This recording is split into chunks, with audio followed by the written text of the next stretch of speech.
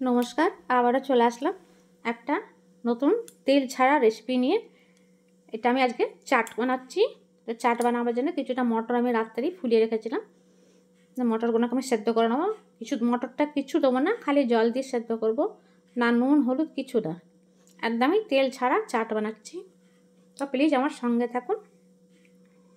আমি মটরটাকে সেদ্ধ করতে দিয়ে দিব। প্রথমে 4টে সিটি মারলে পরে গ্যাসটা বন্ধ করে রেখে দেবো কিছুক্ষণ, তারপরে কুকারটা খুলবো, চাটটা বানাবো।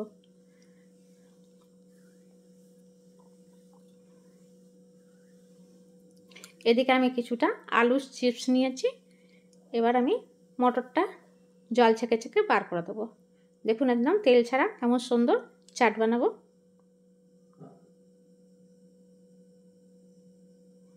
মটরটা যে ভালো করে সেদ্ধ হয়েছে দেখেই বুঝতে পারছেন, তাই জন্য খোসাগুলো আলাদা হয়ে গেছে একেবারে।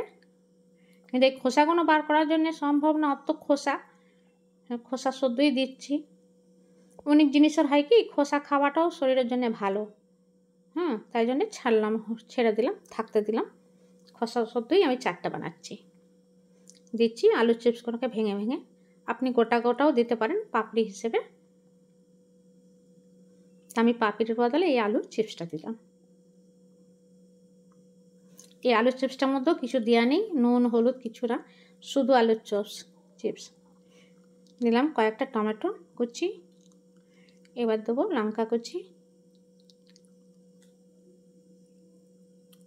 দিলাম নুন পরিমাণ মতন, কেন মটরটাতে কোনো নুন নেই, কোনো জিনিসই কোনো নুন নেই। এবার দইটাকে একটু মিলিয়ে এর মধ্যে নুন আর চিনি দেবো। তো চিনি দিয়ে ভালো করে আবার তাকে মিলিয়ে নেবো দইটাকে।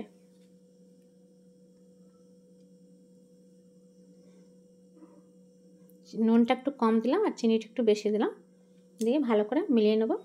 তারপরে আমি চারটা মতো দইটা দেবো।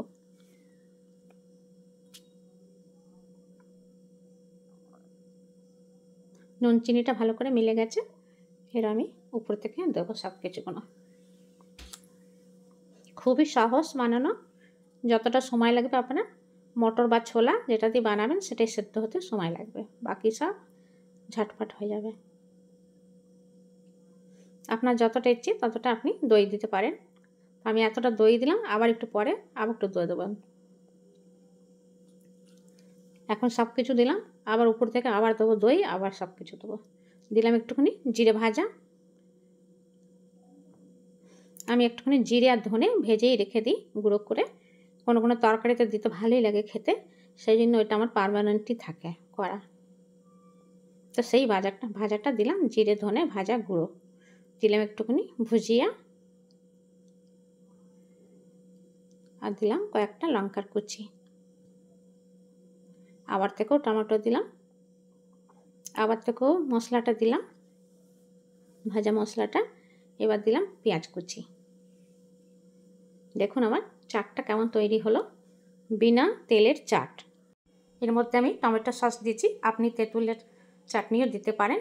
তো আমার রেসিপিটা কেমন লাগলো, যদি ভালো লাগে তো প্লিজ একটা লাইক আর শেয়ার করে আমার পাশে থাকবেন। রুমা রান্নাঘর চ্যানেলটাকে একটা সাবস্ক্রাইব করবেন, সাবস্ক্রাইব করে আমার পাশে থাকবেন। আপনাদের আমার ভিডিওটা দেখবার জন্য অনেক অনেক ধন্যবাদ। আবার দেখা হবে নতুন রান্না নিয়ে। নমস্কার।